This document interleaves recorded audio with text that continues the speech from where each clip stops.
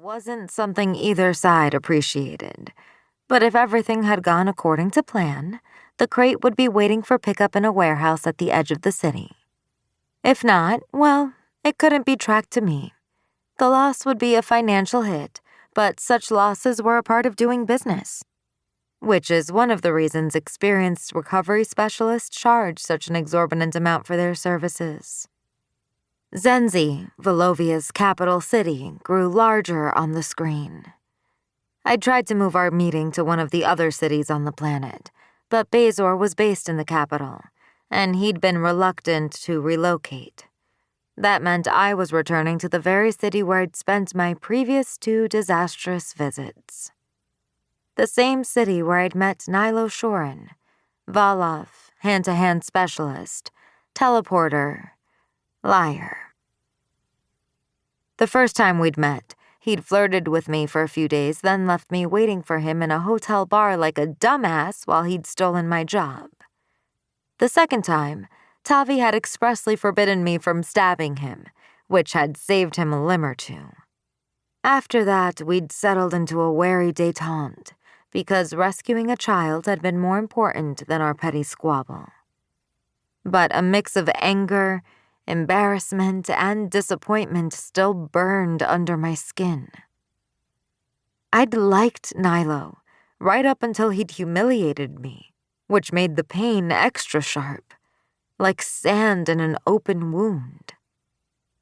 I was traveling under a false name, so even if he was on the lookout for me, which I very much doubted, my hubris wasn't that high, he wouldn't know I was back on Velovia. And Zenzi's population was over 2 million, so the odds that we would accidentally meet were incredibly slim.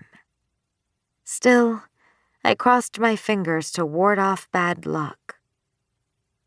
Nilo had his own gravity, much like a black hole, and in this, at least, I was smart enough not to be drawn in a third time, no matter how much I was tempted by his charming grin and sly wit.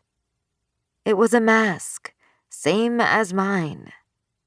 I needed to remember we were more alike than either of us would prefer. I slid my feet into the nude pumps that added several centimeters to my height, putting me over 1.80 meters. Height could be a weapon, and today I wielded it with precision.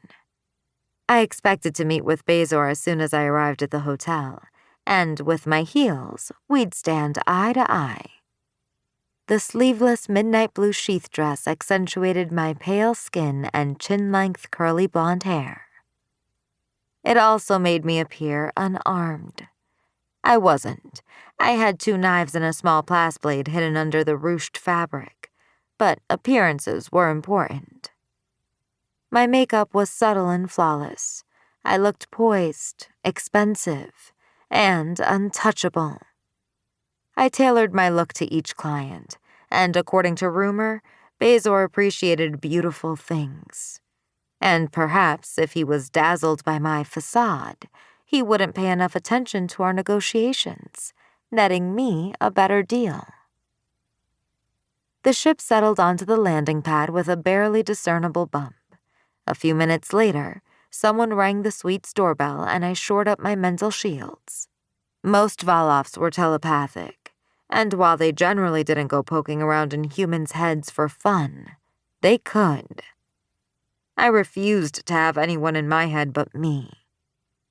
I opened the door to reveal a young uniformed Velovian woman.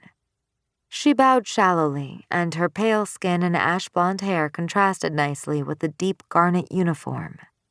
Her eyes were light blue, threaded through with streaks of midnight, a common Velovian trait.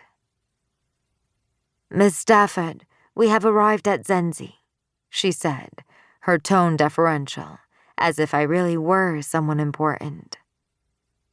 "If you are ready to disembark, I will show you to your transport." All of my travel documents and IDs were under the name Alexandra Stafford for this trip, because my real identity, Lexi Bowens, was potentially a little too interesting on Velovia.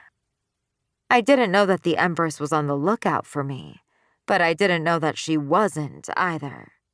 My last trip hadn't exactly ended in an open